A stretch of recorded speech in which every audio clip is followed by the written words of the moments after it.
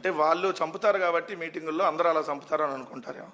జగన్మోహన్ రెడ్డి గారు ప్రజా సంకల్ప పాదయాత్ర చేశారు 3645 కిలోమీటర్లు. ఎక్కడన్నా ఒక చిన్న ఇబ్బంది కలిగిందా? అందరు ప్రజలందరికీ ఎక్కడ ఇబ్బంది కలగకుండా మేము చేసుకున్నాం. కానీ వాళ్ళ చిన్న మీటింగ్ పెడితే ఒక గల్లీలో మీటింగ్ కూడా సరిగ్గా కండక్ట్ చేసుకోలేరు.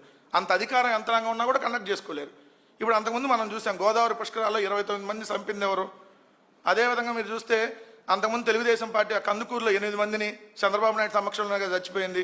అదేదో వాళ్ళకి గుంటూరులో ఏదో డబ్బులు ఇస్తామని చెప్పి వీళ్ళకి పిలిచి, అది పులిహార ప్యాకెట్లు అనుకుంటా, పులిహార ప్యాకెట్లు ఇస్తామని పిలిచి 3 మహిళలను చంపింది ఎవరు?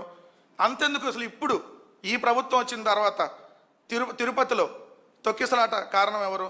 ఆ తొక్కిసలాటలో 6 చనిపోవడానికి కారణం మీరే కదా. అదేవిధంగా సింహాచలంలో ఇట్లా టచ్ చేస్తే పడిపోయేటటువంటి గోడ కట్టి 7 చంపింది మీరే కదా. మొన్నే కదా మనం చూసాం కాశీబొగ్గులో తొక్కిసలాట జరిగి 9 మంది చనిపోవడానికి కారణం ఎవరు? తెలుగుదేశం పార్టీ అధికారంలో ఎప్పుడుంటే అప్పుడు జనాల ప్రాణాలు తీస్తారు. అది చంద్రబాబు నాయుడు గారి పాదమహిమో మరి ఇంకేమహిమో తెలియదు. కానీ ఆయన ఎక్కడ లెగ్గు పెడితే అక్కడ నాశనం. ఆయన ఎప్పుడు మీరు ఒకసారి గమనించండి. నేను ఎగ్జాంపుల్ ఎందుకు ఒకటే చెప్తా.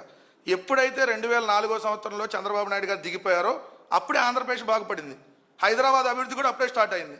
అట్లానే 2018లో ఎప్పుడైతే చంద్రబాబు నాయుడు దిగిపోయాడో అప్పుడే ఆంధ్రప్రదేశ్ విభజిత ఆంధ్రప్రదేశ్ అభివృద్ధి స్టార్ట్ అయింది. జగన్ గారు అధికారంలో ఉన్న ఆ 5 ఏళ్ళు. మళ్ళీ ఇప్పుడు చంద్రబాబు నాయుడు గారు వచ్చారు, మళ్ళీ వెనక్కి వెళ్తుంది రాష్ట్రం. సో ఆయన ఎక్కడుంటే అక్కడ ఏదైతే అరాచకాలు జరుగుతాయి, లేదంటే తొక్కిసలాటలు జరుగుతాయి. ఎందుకంటే వీళ్ళు కనీసం ఇంతమంది అధికార యంత్రాంగం ఉంది, అదేమంటే ప్రైవేటు కూడా అని చెప్పి తప్పించుకునేటటువంటి కార్యక్రమాలు కాక ఇప్పుడు నారా లోకేష్ చంద్రబాబు నాయుడు గారు వాళ్ళు వస్తుంటే ఆ మీటింగ్లో తొక్కిసలాటలు జరిగి చచ్చిపోతున్నారంటే వాళ్ళు సరిగ్గా నిర్వహించలేరని అర్థం కదా. సో ముందు చేతకాంతనాన్ని అవతరాల మీద నెట్టడం దేనికి? జగన్ గారు వెళ్ళారు కృష్ణా జిల్లా నిన్న, ఎక్కడన్నా ఒకళ్ళకన్నా ఆటంకం కలిగిందా? ఎక్కడ ఇబ్బందులు లేదు ప్రజలకి. సో కానీ మీరు ఎక్కడికి వెళ్తుంటే అక్కడ జనాలు చచ్చిపోతారు. ఏదైనా గుడికి వెళ్ళి దర్శనం చేసుకుందామంటే నేరుగా డైరెక్ట్ దేవుడి దగ్గరకు పంపించేస్తున్నారు.